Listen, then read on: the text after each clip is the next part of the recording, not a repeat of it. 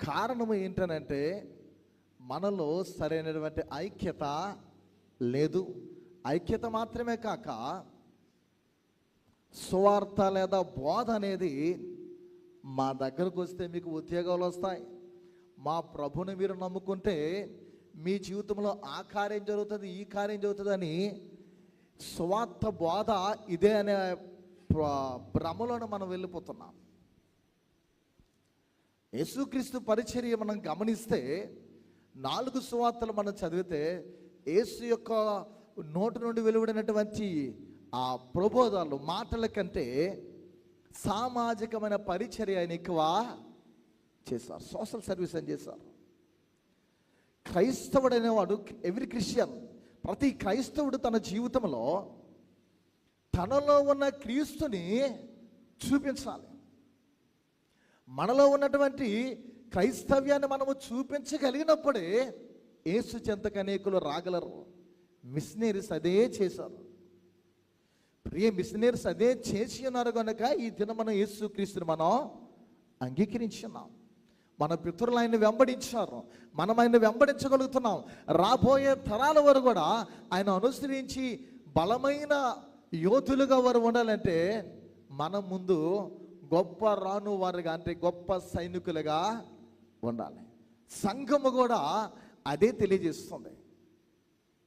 సంఘానికి ఉన్నటువంటి ప్రత్యేక చాలా అమోఘమైనటువంటిది. పిల్లరా, కొద్ది నిమిషాలు ఒక ఉపోద్ఘాతని చెప్పి దేవుని సందేశంలోకి వెళ్తా. పిల్లరా, ఉపోద్ఘాతం కూడా నా యొక్క ప్రసంగాలు దాదాపు బైబిల్లో ఉన్నటువంటి మాటలనే బేస్ చేసుకుంటూ ఉంటాను. పరిశుద్ధ క్రైస్తవ సంఘము ఈ లోకములో ఉన్న ఏకైక అలౌకిక సంఘము.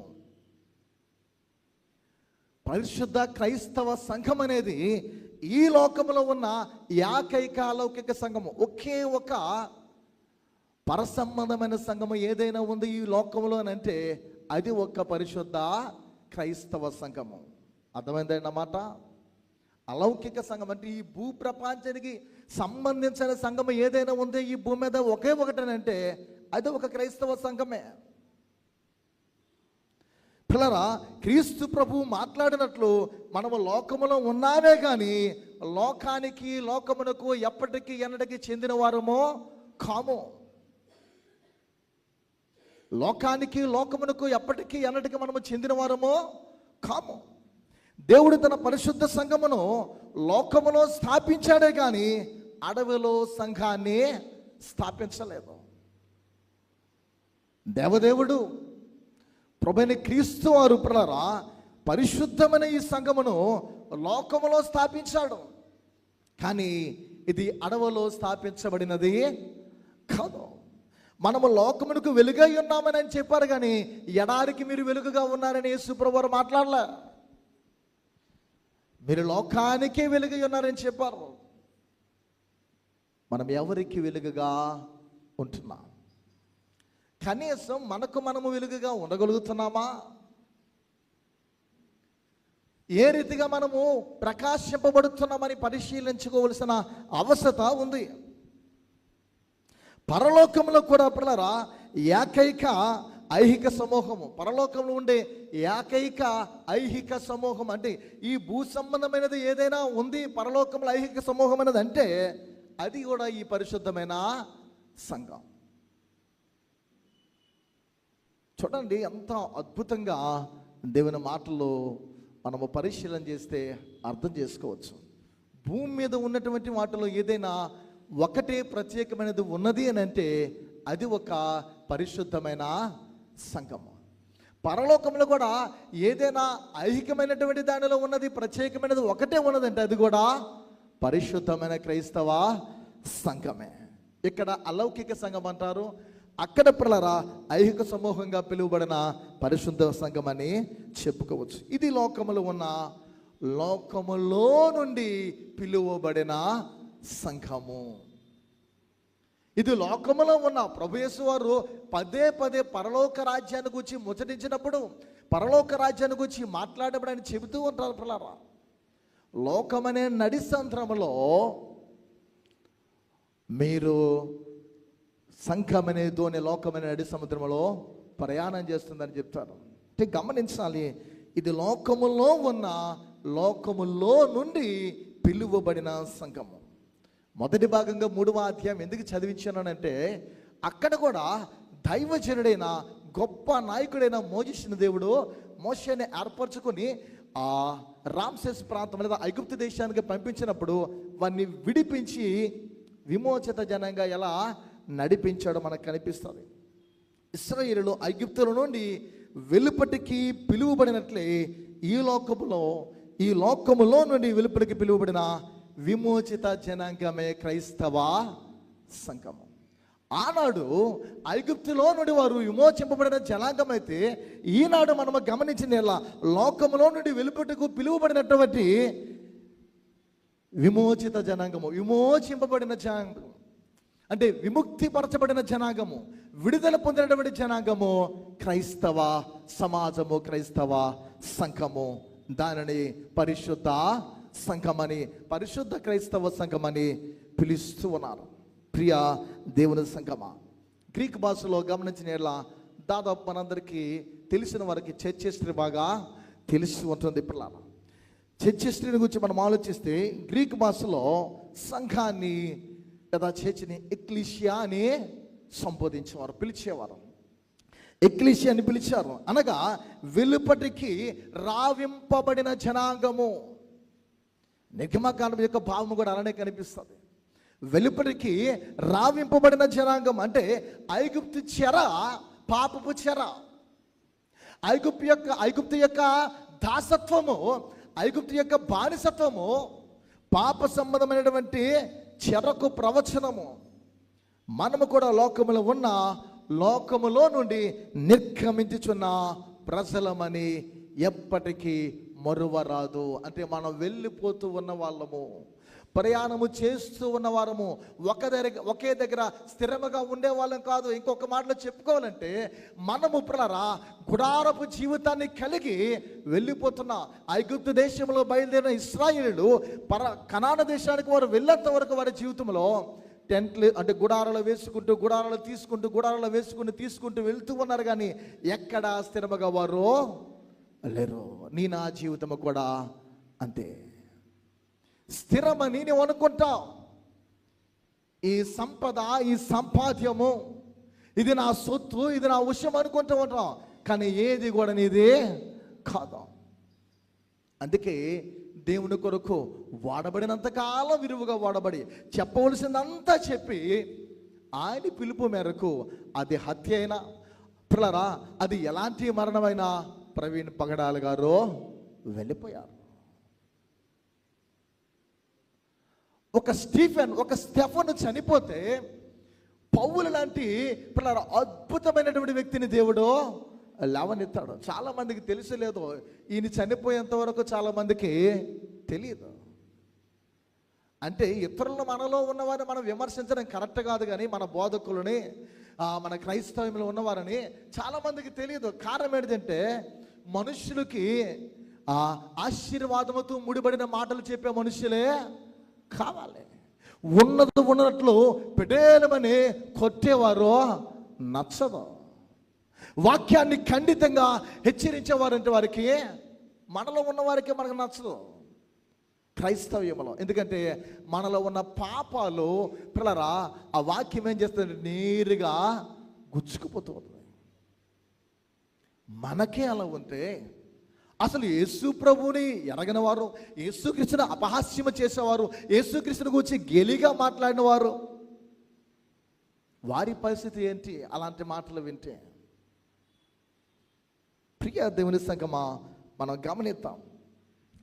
లోకములో నుండి మనం నిర్గమించుచున్న ప్రజలము, వెడలిపోతున్న ప్రజలము, విడిపించబడి ప్రయాణము చేస్తున్న ప్రజలము. మన ప్రయాణం అవుతుంది, అయిపోలేదు, ముగిసిపోలేదు. మన ప్రయాణము కొనసాగిస్తూ ఉంది. సంఘము కూడా పూర్తిగా కట్టబడలేదు, సంఘము కట్టబడుతూ ఉన్నది. సంఘం అనేది పూర్తిగా కట్టబడలేదు, కట్టబడుతూ ఉన్నది. అనేకులు చేర్చబడుతూ ఉన్నారు, సంఘం విస్తరిస్తూ ఉంది. సంఘము అని అంటే అనేక మంది ప్రజలమైన మనమే. ప్రియా దేవుని సంఘమా, ఇశ్రాయేలు వెలుపలికి పిలువబడిన అరణ్యములోనికి వారు కాదు. ఇశ్రాయేలు ఐగుప్తు దేశం నుండి వెలుపటికి పిలువబడినప్పటికీ వారు పిలువబడిన పిలుపు అరణ్యంలోకి మాత్రం కాదు. వారు దేనికి పిలువబడ్డారు? వాగ్దాన దేశంలోనికి వారు పిలువబడ్డారు. వారి ప్రయాణానికి ఒక లక్ష్యం ఉంది, వారి ప్రయాణానికి ఒక గమ్యం ఉంది.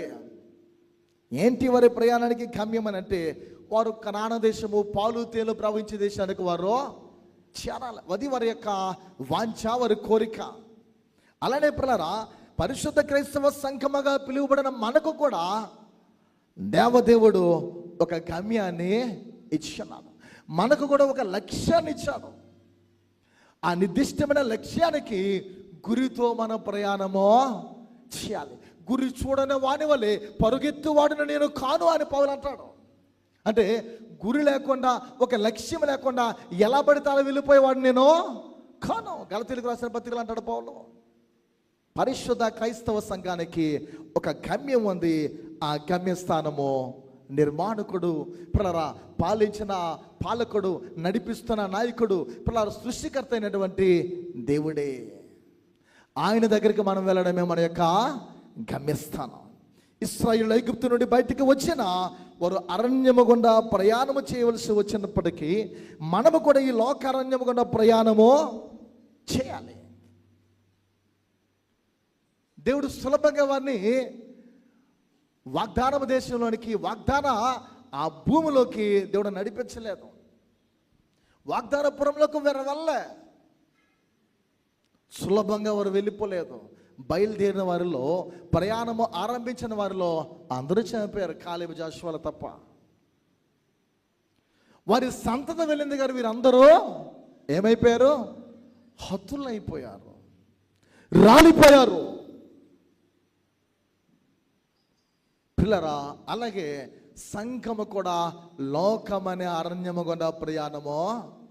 మనం ప్రార్థన చేస్తాం శ్రమ వస్తున్నప్పుడు. పాత నిబంధన బోధ ఎలా ఉంటుందంటే, చాలా వరకు మన కీర్తనలు, పాత నిబంధనలు చాలా వరకు చదువుతూ ఉంటే బైబిల్ అంతా ఎమోషన్స్. దేవునికి ప్రార్థనలు కూడా ఎలా ఉంటాయంటే, కీర్తన గ్రంథం మనం బాగా చదివితే వాడిని చంపే, వాడిని నాశనం చేసే, వాడి కొమ్ములు విరిచే, వారు నీకు విరోధంగా మాట్లాడుతున్నారు అంటే ఈ భావనలు కనిపిస్తూ ఉంటాయి. కానీ క్రొత్త నిబంధనకు వచ్చేసరికి అంతా మారిపోతుంది. నేటి కాలంలో మనం పాత క్రొత్త నిబంధనలు మనము బాగా పరిశీలించి, పాత నిబంధన యేసుక్రీస్తు వారు నెరవేర్చిన నెరవేర్పును బట్టి మనం తెలుసుకోవలసిన విషయాలు గమనించాలి. నేటి కాలంలో చాలామంది ఏం చేస్తారంటే, ఈ పాత నిబంధనతో పని లేదని ఒక్క కొత్త నిబంధన బోధలే చేస్తారు. పాత నిబంధన ఉన్న క్రీస్తునాథు నువ్వు చూపించడమే బోధ. యేసుక్రీస్తుని గురించి మనం ఎరిగిన వారిగా, మనం తెలుసుకోవలసిన వారిగా మనం ప్రార్థన చేయవలసినవి ఏంటంటే, శ్రమ వచ్చిందా, శ్రమను తీసేయమని ప్రార్థన చేయకో. కష్టం వచ్చిందా, ప్రాణాపాయకరమైన పరిస్థితులు చోటు చేసుకుంటున్నాయా, నిన్ను హింసిస్తున్నారా, బాధిస్తున్నారా, మన క్రైస్తవ్యానికి ఇబ్బందులు ఎదురవుతున్నాయా, ఇబ్బందులు తీసేయమని కాదు.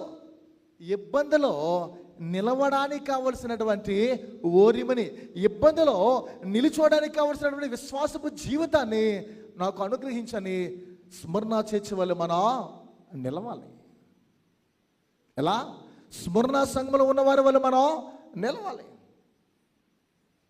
ఇంకా 10 దినములు నీకు శ్రమ కలుగును అంటాడు. అప్పటికి వాళ్ళు చాలా దారుణమైన హింసల్లో ఉన్నారు. అయినా దేవుడు వారికి అంటాడు, ఇంకా నీకు శ్రమలు వస్తాయి, మరణం వరకు నమ్మకంగా ఉండు. ఇదే క్రైస్తవ్యం. ప్రియ దేవుని సంఘమా, గమనిద్దాం. పరిశుద్ధ క్రైస్తవ సంఘము ఈనాటి కాలంలో మనమందరము దేవుని సంఘములో చేర్చబడ్డామంటే అది దేవుని యొక్క శ్రేష్టమైనటువంటి ఉన్నతమైనటువంటి సంకల్పము, ఏర్పాటు. ఈ సంఘపు నిర్మాత మానవుడు మాత్రమో కాదు. ఎవరు? ఈ సంఘపు నిర్మాత. ఈ పరిశుద్ధ సంఘం ఏదైతే ఉందో, ఎందులోకైతే మనం చేర్చబడ్డామో, దీని నిర్మాణకుడు నరుడు కాదు. నేను నా సంఘమును కట్టుతును అని యేసుక్రీస్తు వారు పేతురుతో మత్తయి సువార్త 16వ అధ్యాయం 17-18 మాటలో చూస్తే అక్కడ వ్రాయబడతాయి. పిల్లరా, యేసు ప్రభువు వారు చెప్తున్నారు, సంఘ నిర్మాత ప్రభువైన యేసు. విశ్వాసులు అనేవాళ్ళు మనము పిల్లరా సజీవమైన రాళ్ళగా ఉండాలంటారు. ఇదే పేతురు తన పత్రికలు అంటాడు. విశ్వాసులు ఎలా ఉండాలంట? సజీవమైన రాళ్ళ వలె మనం ఉండాలి. రాళ్ళు మత్తయి 16వ అధ్యాయంలో సంఘాన్ని గూర్చి ప్రస్తావించబడుతుంది. పిల్లరా, సంఘాన్ని గూర్చి మాట్లాడుతూ ఉంటాడు. సీమోనును అతని విశ్వాసమును ప్రశంసిస్తారు యేసుప్రభువారు. అతని విశ్వాసమును కొనియాడుతూ అతని పేతురు అని పేరుతో ద్వితీయ నామకరణము చేస్తాడు. అంటే రెండవ పేరు తనకి పెడతారు. పేతురు అని తెలుగు పదము గ్రీకులో పెట్రాస్ అని అంటారు. ఏంటది? పెట్రోస్ అనేటువంటి పెట్రాస్ అనే పదజాలం కనిపిస్తుంది.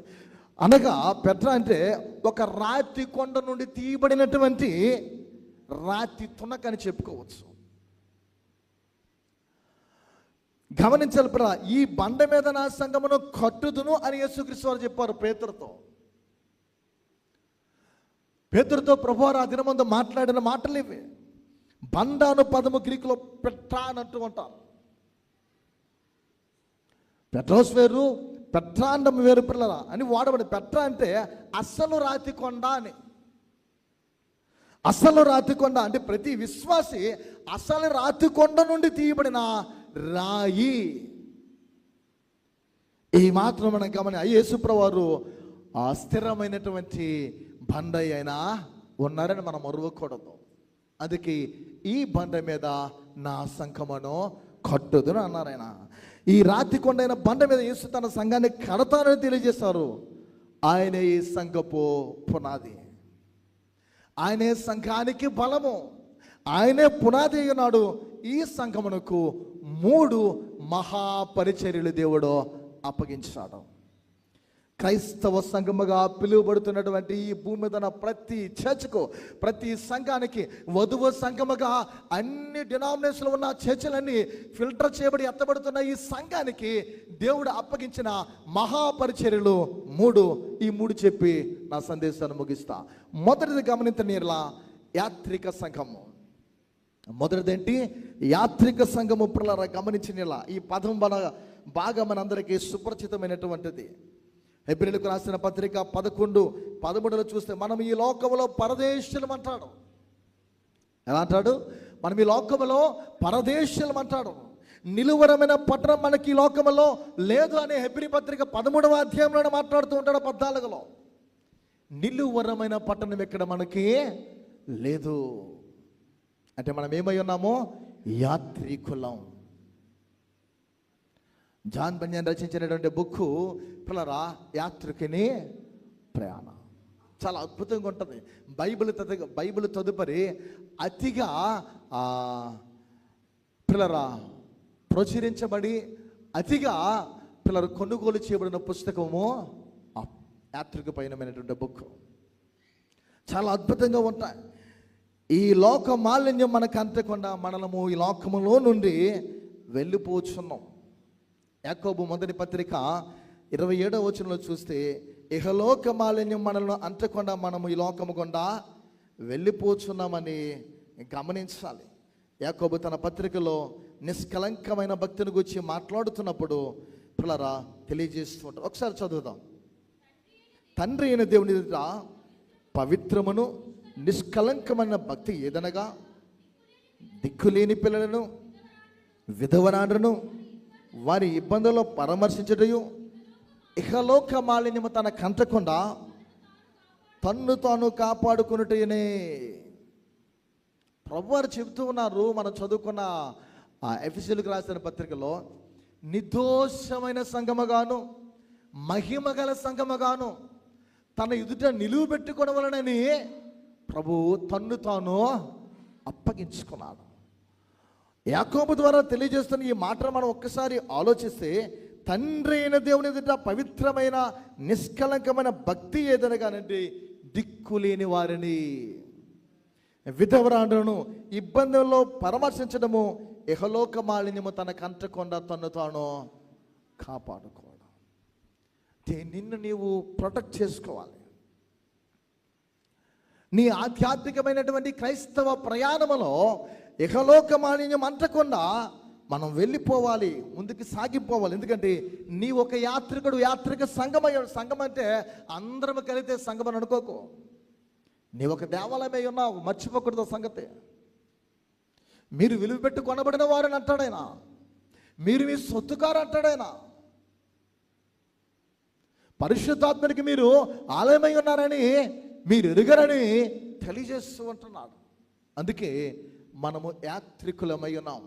సంఘానికి దేవుడు అప్పగించిన పరిచర్య ఇది యాత్రిక సంఘము.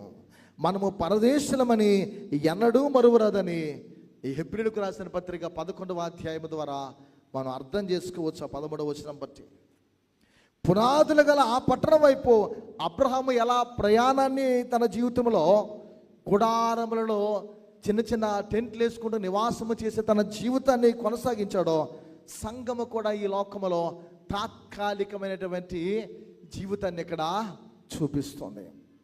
అంటే మనం అర్థం చేసుకోవాలంటే ఒకసారి చదువుదాం. హెబ్రీయులకు రాసిన పత్రిక. అనుభవింపకపోయినను దూరము నుండి చూచి వందనము చేసి పరదేశమును యాత్రికులమై ఉన్నామని ఒప్పుకొని విశ్వాసము గలవారే మృతులుంది. ఎలా మృతులుందంటే వీళ్ళు విశ్వాసము గలవారే మృతులుంటారు. వీరందరూ ఆ వాగ్దానముల ఫలము అనుభవింపకపోయినను. అంటే తప్పుగా అనుకోకండి. ఎవరైనా చనిపోతే చాలు మనం ముందు వచ్చేసి ప్రార్థనలో కానీ మన నోటి నుండి వచ్చే మొదటి మాట ఏంటంటే పరలోకానికి వెళ్ళిపోయానేస్తాం. సులభంగా ఎక్కడికి? పరలోకానికి వెళ్ళిపోయానేస్తాం. పరలోకానికి ఎవరు వెళ్ళరు.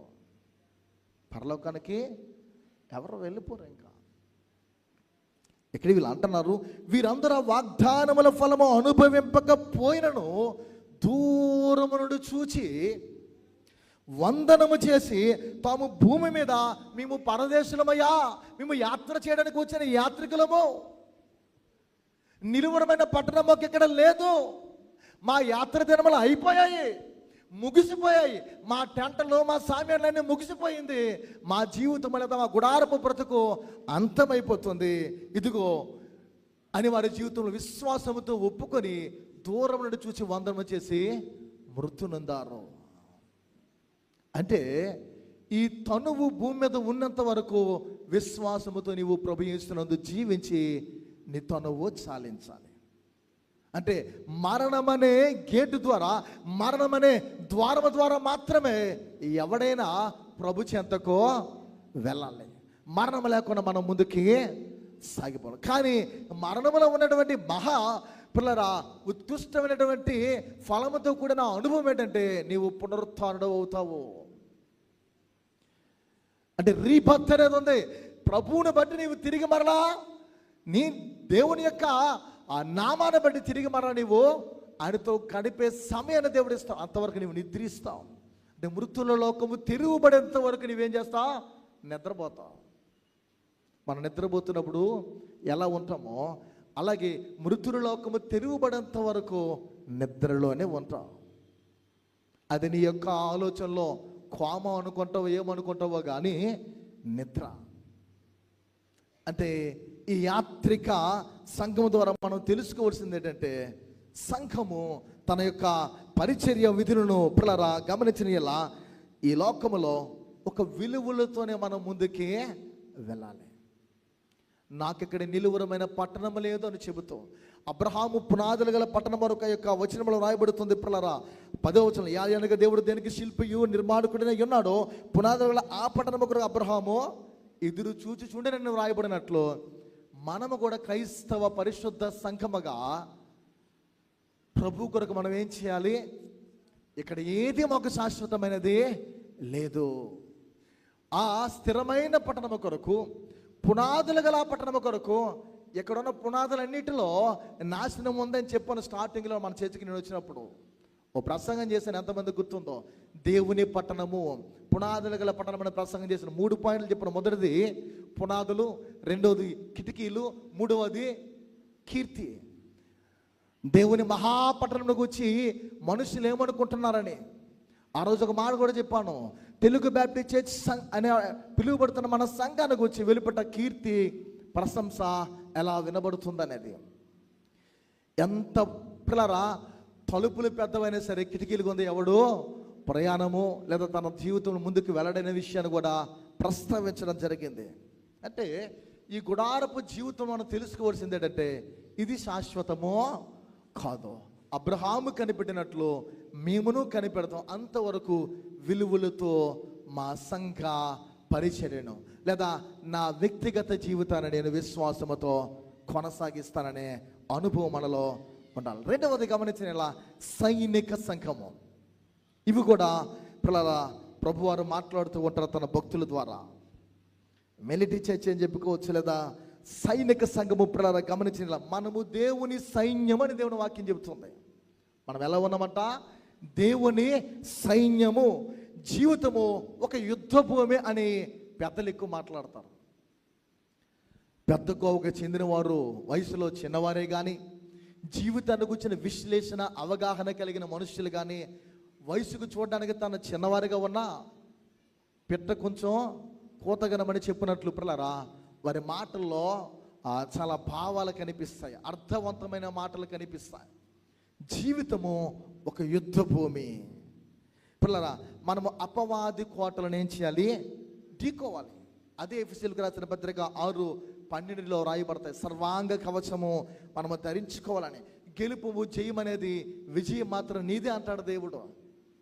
విజయం నీకు వరిస్తుంది, గెలుపు మనదే.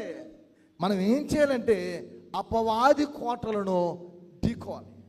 వానితో మనం యుద్ధం చేయాలి. ఎవరితో? శత్రువుతో మనం యుద్ధం చేయాలి. నీతో నీవు, నాతో నేను యుద్ధం చేయడం వలన ప్రయోజనం లేదు. మన బలాన్ని మనం కోల్పోతాం, మనము బలహీనమైపోతాం, ఇతరుల ఎదుట మనము చులకనైపోతాం. ఎవరితో యుద్ధం చేయాలి? శత్రువుతో యుద్ధం చేయాలి. నాలో దుష్ట స్వభావం ఉంటే లేదా ఎదుటి వాడిలో దుష్ట స్వభావం ఉంటే వాడిలో ఉన్న దుష్ట స్వభావాన్ని ద్వేషించడానికి నీవేం చేయాలి? సరి చేయడానికి, క్రమపరచడానికి వారితో ప్రేమపూర్వకమైన సంభాషణలు నీవో చేయాలి, మాట్లాడాలి. టైం పట్టొచ్చు. మనిషి అయిన వాడు వెంటనే మార్పు చెందడం. మంచి మనస్సాక్షి కలిగిన వాడు ఉంటాడు, మనస్సాక్షి కలిగిన వాడు ఉంటాడు. పిల్లరా తన జీవితంలో వాత వేయబడిన మనస్సాక్షి కలిగిన వాడు ఉంటాడు. అంటే రాతి స్వభావంతో నింపబడిన జీవితము. వాడికి ఎంత చెప్పినా, ఆమెకి ఎంత చెప్పినా వారు విననొల్లనేటువంటి వారిగా జీవిస్తూ ఉంటారు. కాకపోతే ప్రార్థించి సంభాషించి దేవునికి మనం అప్పగించాలి. మనము మన చేతులు ముడుచుకొని ఏదో ఆదివారపు ఆరాధనకు వచ్చేసి శుక్రవారం ప్రార్థనకి అటెండ్ అయ్యి ఆ తర్వాత మనం వెళ్ళిపోతే క్రైస్తవ్యము, క్రిస్టియానిటీ అనేది ఇది కాదు. కేవలం సంఘములో జరుగుతున్న ప్రతి ప్రార్థనలో నీ వంతు ఉండాలి. నీ వరకు నువ్వు చేయాలి. ఒక్కసారి మీ మనస్సాక్షిని పరిశీలించుకుని మాట్లాడండి. మీతో మీరు ఒక కాపరిగా నేను హెచ్చరిస్తున్నాను, మరల మిమ్మల్ని అడుగుతున్నాను. ఎంతమంది ఈ శిలువ శ్రమ ధ్యాన ఆరాధనకి రాగలుగుతున్నారు? అబ్బే పాస్టర్ గారు టైం ఎక్కడదని మాకు ఫుల్ బిజీ అని అంటవేమో. బిజీ అని నువ్వు అంటున్నటువంటి నీ జీవితంలో నీకు ప్రాణాధానం ఇచ్చిన వాడు ఆయన కాదా? నీకు జీవాన్ని ఇచ్చింది, సమయాన్ని ఇచ్చింది ఆయన కాదా? మనుషులను సంతోషపెట్టడం కొరకు వస్తున్నావా? మనుషులను చూడలేక రాలేకపోతున్నావా? దేని కొరకు నీ జీవితంలో నిర్లక్ష్య ధోరణితో ఇంటిలో ఉండిపోతున్నావు? కాలక్షేపము కొరకు ఇంట్లో ఉంటున్నావా? పని ఒత్తిడి వల్ల ఉండిపోతున్నావా? లెంట్ సీజన్లో ఇంతవరకు నా పరిచయాలు నేను చూసిన సంఘాల్లో కిక్కిరిసి, అపోస్తలుల కార్యం మీరు ఇంటికి వెళ్ళి చదవండి. ఐతుకు అనే ఒక యువకుడు అక్కడ స్థలము లేనందున కిటికీ కొమ్ముపై కూర్చొని వాక్యం వింటున్నప్పుడు పిల్లరా నిద్రాభారం వల్ల జోగి కింద పడి చనిపోతాడు. అంటే దుష్టుడు అక్కడ ఒక అంతరాయాన్ని కలుగు చేస్తాడు. ఎందుకు ఈ మాట ఇక్కడ చెప్తానంటే కిక్కిరిసి ఉన్నారు అక్కడ. పిట్టలు అంటే జనాలు ఎక్కువ మంది వచ్చి కూర్చున్నారు దేవుని వాక్యం పట్ల. ఇప్పుడు నేను ఎవరికి చెప్పట్లే, వెలుపటి ఉన్నవారు రావండి అనే భావనతో మాట్లాడట్లే. ఉన్న మనమే రాకపోతే, ఉన్న కుటుంబాలు మనమే దేవుని యొక్క సన్నిధికి రానోలని వారిగా ఉంటే, నీ సంఘాన్ని నీవే ప్రేమించలేకపోతే, నీ సంఘం పట్ల నీకే బాధ్యత లేకపోతే బాధ్యత ఎవరికి ఉంటుంది? నీకుంటదా? అంతలా హింసించిన క్రూరుడు, అంతలా అనేకులు బాధించినటువంటి క్రూరుడు, హింసకుడుగా, దోషకుడుగా నేనని చెప్పుకున్నటువంటి ప్రధాన పాపినని తన గురించి తను సాక్ష్యంగా చెబుతున్నటువంటి ఆ తార్సువాడైన సౌలు పౌలుగా మారి ప్రభు కొరకు అంతలా వాడబడవలసినటువంటి అవసరం ఏంటి? తన యొక్క తలని ఖండించినా పర్వాలేదన్నంతగా ప్రాణం పోతుందని ఎరిగి కూడా స్వాత చెప్పడానికి వెళ్ళవలసిన అవసరం ఏంటి? పౌలు నమ్ముకున్న ప్రభుని మనం విశ్వసించలేదా? పౌలు ఆరాధిస్తున్న దేవుని మనం ఆరాధించట్లేదా? అంటే సంఘాన్ని కూడా నీ స్వలాభం కొరకు వాడుకుంటున్నావేమో. సంఘం పట్ల నీకు అవసరం వచ్చినప్పుడు నువ్వు చర్చకు వస్తున్నావేమో, నీకు అనవసరం అనుకున్నప్పుడు నువ్వు రాకపోతున్నావేమో, నీకు నచ్చిన సేపు చర్చలో కూర్చుని నీకు నచ్చినప్పుడు బయటికి వెళ్ళిపోతున్నావేమో. ఇది కాదు. పితృపుత్రం నుండి పిలుపు వాక్యం నుండి బెనెడిక్షన్ వరకు, ఆశీర్వాదం వరకు కథలు కూడా చర్చలో కదిలితే ఆ కర్రను చూసారా, ఏంటది? కానుకల కర్రతో కొట్టేయాలి మోకాల మీద. పూర్వ పాదులు అడగొట్టేవాళ్ళు, మీకు తెలుసో లేదో. పూర్వం సండే స్కూల్ టీచర్స్, సూపరింటెండెంట్స్ పిల్లరా అడగొట్టేవాళ్ళు. అందుకే బంగారు వాక్యాలు వచ్చి ఇప్పుడు ఎవరికి రావు, కంఠస్థ వాక్యాలు రావు. ఏది కోచింగ్ వేసినా బైబిల్లో ఉంది చెప్పలేము. కానీ మేము గొప్ప బోధకులు మనం ఫీల్ అయిపోతాం. మాకు అన్నీ వచ్చినా మేము బాగా పండిపోయి ఉన్నామంటే అనుకుంటాం, మనకని ఏమీ రాదు. ఎందుకు ఇలా ఉంటున్నా? మనం అంత్యదినంలో చివరిగా ఉన్నా, మన జీవితాలు అయిపోతున్నాయి. అప్పుడే 3వ దేవాలయం యొక్క నమూనా వచ్చేసింది. యేసుక్రీస్తు రాకడికి దగ్గరగా ఉన్నాం. భయంకరమైనటువంటి సిమ్టమ్స్ మనకి లోకంలో భూమి మీద కనిపిస్తున్నాయి. యుద్ధాలు కనిపిస్తున్నాయి, మనుషులపై మనుషులు ఎగబడ్డం కనిపిస్తుంది, రాజ్యాలపై రాజ్యము ఏ రీతిగా ఉన్నాయి లేఖనాల్లో వ్రాయబడినట్టు కనిపిస్తున్నాయి. దేశాల మధ్య సఖ్యత లేదు, మనుషుల మధ్య పొత్తు లేదు, అన్నదమ్ముల మధ్య, అక్క చెల్లెల మధ్య, కుటుంబాల మధ్య ప్రేమ సనగిలిపోయింది. క్రిస్టియానిటీలోని ఆర్ఆర్కి మూర్తి గారు ఒకరోజు అంటారు బహిరంగ సభలో, క్రైస్తవ్యములో శాఖలున్నంత కాలము దేవుణ్ణి సంపూర్ణంగా ప్రకటించలేరని అన్నారు. మనలో మనకే శాఖలు, మనలో మనకే విభేదాలు, మనలో మనకే రకరకాలు. వాడు మనోడు కాదురా, ఈ మనావిడి కాదురా, ఇలాంటి భావనలో మనం మునిగిపోతాం. సంఘము, క్రైస్తవ్యము మతము కాదు, కులము కాదు. ఇది మనము గమనించాలి. మనము సైనిక సంఘమై ఉన్నామని అంటున్నాడు పిల్లరా. సర్వాంగ కవచం ధరించుకొని శత్రువుతో మనం పోరాడాలి. ఇక్కడి నుంచి మనం బయటికి వెళ్ళాం. అలా ఎవరితో పోరాడాలి? నీ శత్రువైన అపవాదితో నువ్వు పోరాడాలి. నీ ఇంట్లో ఉన్న వారితోనో, లేకపోతే నీ సతీమణితోనో, లేకపోతే నీ రక్త సంబంధికులతోనో, నీ బంధువులతో కాదు. మనమందరము రక్త సంబంధికులమై ఉన్నాము. మన సమీప బంధువుడు బోయాజుకు సాదృశ్యంగా ఉన్న ప్రభు యేసు. రూతును పోలిన అనేక మంది బయట ఉన్నవారిని వెలుపటికి మన రక్తాన్ని వారు పంచుకున్నట్లు వారిని మనము ఆహ్వానించాలి. ప్రేమ మనలో ఉండాలి. ఇప్పుడు లోకంలో ఉన్న అవినీతి శక్తులను, లోకంలో ఉన్న ఆచారాలను, లోకంలో ఉన్న సంప్రదాయాలను, లోకంలో ఉన్న ఫార్మాలిటీస్ అన్నింటినీ మనం ఏం చేయాలి? ఓడించాలి దేవుడిచ్చిన సర్వాంగ కవచముతో. మన జీవితంలో అది కలిగి ఉండాలి. మంచి రాను వారి వల్ల ఉండాలని తిమోతికి రాసిన 2వ పత్రిక మనం చూస్తే 4:7 పిల్లరా వ్రాయబడుతూ ఉంది. 4వ అధ్యాయం 7వ వచనంలో, మంచి పోరాటము పోరాడుతని నా పరుగు కడముట్టించదని విశ్వాసము కాపాడుకుంటుని. మంచి పోరాటము పోరాడాలంటే మంచి రాను వారి వల్ల మనము దేవుని నిమిత్తము శ్రమలు సహించాలి. నువ్వు అలా ముందుకు వెళితే దేవుని వాక్యములో వ్రాయబడి ఉన్న ప్రకారంగా శత్రువుల మధ్య కూడా నీకు భోజనాన్నైనా సిద్ధపరుస్తాడు. పగవారి ముందు, నేను పాడిన పాటలో మొదటి చరణం ఉంటుంది, పగవారి ముందు ఘనమైన విందు సిద్ధము చేసేదనంటివే. అంటే పగవారి ముందు కూడా మనకేం చేస్తున్నట్టయినా విందును, ఘనమైన విందును సిద్ధపరుస్తాడు. లోకములో అనేకులు నిన్ను నన్ను చీల్చి చెండాడాలని కుతంత్రాలతో, ఆలోచనలతో ఉన్నారు. మనలో కావలసింది దేవుడిచ్చిన విశ్వాసముతో, బహుధైర్యముతో, దేవుని యొక్క భయభక్తులతో మన బ్రతుకులు మనం కొనసాగించాలి. ఇది మనకు అవసరం. మనం శ్రమలను సహించాలి. ఇహలోక సంప్రదాయములలో మనం చిక్కుకొనరాదు. ఆ సంప్రదాయాలకు, ఆ కట్టుబాటులకు మనము అవకాశాన్ని ఇస్తే మనం ఏమైపోతామంటే జయాన్ని చూడవలసిన వాళ్ళము అపజయాన్నే చూస్తాం. జయము నీది అవ్వాలంటే లోక కట్టుబాటులకు నీవు ఒక అవకాశం ఇవ్వకూడదు. అంటే ఒక మాటలో చెప్పాలంటే, బయట ఉన్న లోకము సంఘములోకి అనగా నీ హృదయములోకి, మనలోకి రాకూడదు. ఇంకా అర్థమైనట్లు చెప్తాను. చిన్నపాటి జమ్ము పెట్టిన చేసింది మిరియాం. జమ్ము పెట్టెలో వెలుపుట లోపల కీలు పూసింది. బాలుడు నదులు పరుండి పెట్టి నైలు నదులు విడిచిపెట్టేసింది. ఎందుకు పూసింది కీలు? నీళ్ళు లోపలికి వస్తే ఆ పెట్టి మునిగిపోయే ప్రమాదం ఉంది. అది మునిగిపోతే కుమారుడు చనిపోతాడు. నీలో నాలో లోకమనే సముద్రాన్ని పోలిన నీలో రాకూడదు. బైబిల్ చాలా అద్భుతమైనది. రెండు విధాలుగా మాట్లాడుతుంది. అలంకారంగా, రూపాలంకారంగా మాట్లాడుతుంది. ఒక దగ్గర దేవుని యొక్క వాక్యాన్ని నీళ్ళను పోడుస్తూ ఉంటుంది, మరొక దగ్గర మరోలా మాట్లాడుతుంది. కనుక దేవుని వాక్యాన్ని జాగ్రత్తగా మనం పరిశీలించవలసిన అవసరత ఉంది. ఇహలోక సంప్రదాయాలు మనం చిక్కుకోకూడదు.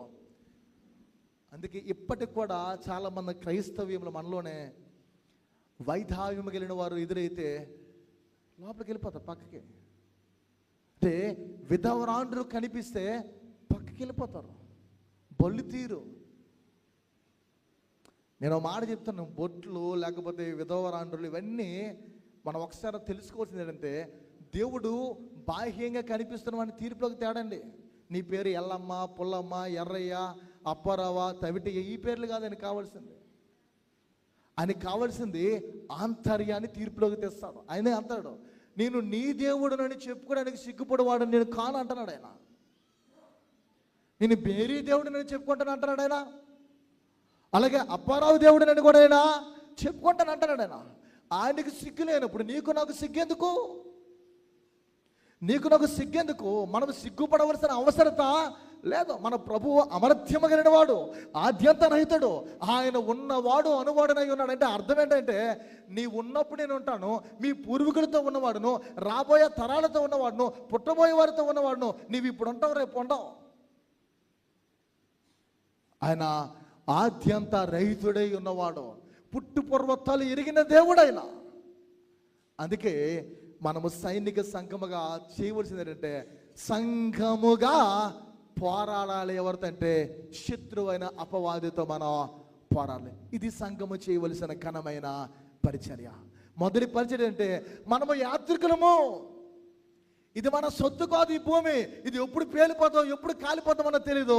మన గమ్యస్థానానికి మనము వెళ్ళాలి. మన ప్రయాణాన్ని మనము ప్రారంభించి వెళ్తున్నాము. ఇది ఎప్పుడు అంతమవుతుంది ఈ భూమి మీద మనకి తెలీదు. చివరగా మనం గమనించిన పిల్లరా, పోరాడుతున్నప్పుడు ఆజ్ఞాపించిన సైన్యాధిపతి అయిన యేసు తన ఆజ్ఞను ఉపసంహరించుకోలేదు. ఆయన పోరాడండి అని చెప్పాడు. మీరు పోరాడొద్దురా బాబు అని ఏదైతే ఆజ్ఞ చెప్పాడని తిరిగి ఉపసంహరించుకోలేదు. తిరిగి ఆ మాటను తీసుకోలేదు ఆయన. అంతవరకు మీరు పోరాడండి అని చెప్పాడు ఆయన. చివరిగా మనం చూస్తే పిల్లరా, సేవిక సంఘము ఏంటది? మొదటిది ఏంటి? యాత్రిక సంఘము. రెండవది సైనిక సంఘము. అంటే మనము సైన్యముగా ఉన్నామంటున్నాడు ఆయన. రానువారుగా ఉన్నాం. చూడండి, రాజాది రాజు అనే పాట కనిపిస్తుంది. ఇలాంటి పాటల్లో చాలా అద్భుతమైన పదాలు కనిపిస్తాయి. యేసుతో టీవీగాను పోదమైన పాట కనిపిస్తాయి. రారాజు సైన్యం ముందు చేరదను, ఆ రాజు దివ్య సేవను చేతనని బట్టి మాటలు, చరణాల్లో అద్భుతమైన పదజాల లిరిక్స్ ఉంటాయి. పిల్లరా, అపవాదిని ఎలా మనము ఢీకోవాలని మాట్లాడుతూ ఉంటాడు. సాతాను కోటలు మనం ఎలా పెకలించాలంటాడు. మూడవది మనం చూస్తే సేవిక సంఘం. మనము ఆయన సేవించాలి. పిల్లరా, ఆయన్ను మనము సేవించి ఆయన కొరకు సేవ చేయాలి. అద్భుతమైన పరిచయం చేయాలి. ఆ పాస్టర్ చేసుకుంటారు, ఆ పెద్దలు చేసుకుంటారు కదా, ఎవరో పెద్ద పెద్దలు ఉన్నారు వాళ్ళు చేసుకుంటారు, మాకేంటి పని అనుకోకూడదు. తప్పది. నా వరకు నేను పరిచర్య ధర్మాన్ని, నాకు బాధ్యత అప్పగించలేదుగా నేనెందుకు చేయాలి? ఇది తప్పది. నీ వరకు నువ్వేం చేయాలి? దేవుడు చూస్తున్నాడు, నీవు పనిని చేయాలి. మన అందరం కాళ్ళతో తొక్కి సొట్టు ఇటు నలిపి వెళ్ళిపోతుంటాం చర్చిలోకి వచ్చేటప్పుడు. ఏ సంఘంలో ఏ చర్చిలైనా సరే ఆ ఫుట్ మ్యాట్ కనిపిస్తుంది కదా, మన పాద ధూళి కసాబేస మనము దులిపోస్తాం కదా, అది వాడబడుతున్నప్పుడు నేనెందుకు వాడబడట్లేదు? నా ప్రభు కొరకు నేను ఎలా వాడబడుతున్నాను? ఎలక్ట్రానిక్ పరికరాలు, ఈ ఉపకరణాలు వాడబడుతున్నప్పుడు మనము దేవుని కొరకు ఎలా వాడబడుతున్నాం అనేది చాలా ప్రాముఖ్యం. మనము సేవకు పిలువబడిన వారు పిల్లల సువార్త బోధించుట సేవయే, కానీ ఆ సువార్త మనము ప్రదర్శించడం అతి ప్రాముఖ్యము. ఎఫెసీయులకు రాసిన పత్రిక 5వ అధ్యాయము 1వ వచనంలో వ్రాయబడుతుంది పిల్లరా, చదవండి. ప్రియులైన పిల్లల వలె నడుచుకొనుడి. ఎవరిని పోలి నడుచుకోవాలి? దేవుని పోలి. కావున ప్రియులైన పిల్లల వలె దేవుని పోలి నడుచుకోండి. మనము సేవకు పిలువబడ్డాము, ప్రభు యేసు యొక్క పరిచర్యలో మనం ఉన్నాము, ధర్మాన్ని కొనసాగిస్తున్నాము. అయితే సువార్త చెప్పడం కాదు, సువార్తను ప్రదర్శించవలసినటువంటి అవసరత మనలో ఉందా పిల్లరా? అది మనం ప్రదర్శించాలి. మన హృదయాలతో, మన చేతులతో పరామర్శలు కూడా మనం చేయాలి. నోటి మాటతోనే కేవలం కాదు. ముందుగా నిష్కలంకమైన భక్తి ఏదనగా తండ్రి ఎదురు అని చెప్పాం కదా. అడేమన్నాడు? దిక్కులేని వారిని, విధవరాండ్రును, ఇబ్బందులు ఉన్నవారిని పరామర్శించడం మాట కనిపిస్తుంది. అంటే ఏంటి? మన హృదయాలతో, మన చేతులతో పరామర్శలు కూడా మనం చేయాలి. బాగులేని వారిని మనం సందర్శించాలి. హెల్ప్లెస్గా ఉన్న వారి దగ్గరికి మనం వెళ్ళి సహాయపడాలి. సంఘ పరిచర్యలు ఇవి చాలా ప్రాముఖ్యం. సంఘ పరిచర్యలు అంటే మరో మాట చెప్తాను మరోసారి, కేవలం నాయకులది మాత్రమే కాదు, మనందరము చేయాలి. ఇదంతా ఎత్తబడినప్పుడు పిల్లరా సంఘానికి వైభవం అనేది చేకూర్చబడుతుంది. ప్రభు ఆనందిస్తాడు, మనల్ని బట్టి సంతోషిస్తాడు. పిల్లల మన సేవ అంత ఆత్మ సంబంధమైనదై ఉండాలి. మన పరిచర్య అంత ఆత్మ సంబంధమైనది ఉండాలి. ఐహిక పరిచర్యలో ఎగవేయరాదు. అంటే చాలామంది చెబుతున్నమాట ఎలా ఉండదంటే, మన సేవ అంతా కేవలం ఆత్మ సంబంధమైనవే కదా, ఐహిక సంబంధమైనవి మనం చేయకూడదు ఈ పరిచర్యలు అనుకుంటారు. అంటే సహాయపడము, ఎవరైనా లేని వారికి ఇవ్వడము, దుప్పటి లేని వారికి దుప్పటి ఇవ్వడము, ఇలాంటి ఎగ్జాంపుల్ మనం చూసుకుంటే అవి మనము కాదు అనుకుంటాం. అవి కాదు. ఆత్మ సంబంధమైన పరిచర్యతో పాటు ఐహిక పరిచర్యలు కూడా మనం కొనసాగించాలి. అవే యేసు ప్రభువారు చేస్తున్నారు. అందుకనే మత్తయి సువార్త 25వ అధ్యాయంలో వ్రాయబడిన మాటలు మనం మరువరాదు. నేను ఆకలి కొంటేని, నేను దప్పికొని ఉన్నాను, అయ్యా నువ్వు ఎప్పుడు ఆకలి కొన్నావు, ఎప్పుడు దప్పికొని, మాటలన్నీ కనిపిస్తాయి. తండ్రి చేత ఆశీర్వదింపబడిన వారిని కూర్చి, తండ్రి చేత శపించబడిన వారిని కూర్చి మాట్లాడుతూ ఉంటాడు. మేకల గుంపు కూర్చి, గొర్రెల గుంపు కూర్చి ఆ 25వ అధ్యాయంలో వ్రాయబడ్డాయి పిల్లరా. కనుక దేవునికి ప్రీతికరమైన సేవ చేసే ఒక బ్యాప్టిస్ట్ వారుగా, దేవుని ప్రేమించేవారుగా, ప్రియ సంఘముగా లేఖనాలు వ్రాయబడినట్లు ఆయన ఎదుట నిర్దోషమైన సంఘముగా, కల్మషము లేని సంఘముగా, ఆయన ఎదుట పరిశుద్ధమైన సంఘంగా, ఏ ముడత, ఏ మచ్చ, ఏ డాగు లేని సంఘముగా లోకములో సేవ చేస్తూ, మేము లోకానికి చెందిన వారం కాము, లోకములో సేవ చేసేవారుగా ఉంటే నిర్జల మేఘాలుగా, నీళ్ళు లేని మేఘాలుగా మేము ఉండిపోవటమని మాకు తెలుసు. అలా మేము కాక నీళ్లతో నింపబడినటువంటి విరిగిబడిన మేఘాల వలె మేము కూడా ప్రభు కొరకు పరిచర్య చేస్తాము అని మనము సమర్పించుకొని యేసు యొక్క పరిచర్యలో ఒక సేవా సంఘముగా, సేవా సొసైటీని మన సంఘంలో స్థాపించినట్లు సేవా సంఘముగా పిల్లరా మనం ముందుకు వెళితే పరిశుద్ధ క్రైస్తవ సంఘంగా ఉంటాము, దైవ దీవెనలు అనుభవిస్తాము, ఇతరులకు ఆశీర్వాదకరంగా మన కుటుంబాలు, మన జీవితాలు, మన సంఘము అలా ఉండగలుగుతుంది. అటు ధన్యతను దేవదేవుడు మనందరికీ చేకూర్చి నడిపించింది గాక. ఆమేన్. చిన్న ప్రార్థన చేసుకుందాం. పిల్లలందరూ లేచి నిలబడదాం, ప్రార్థన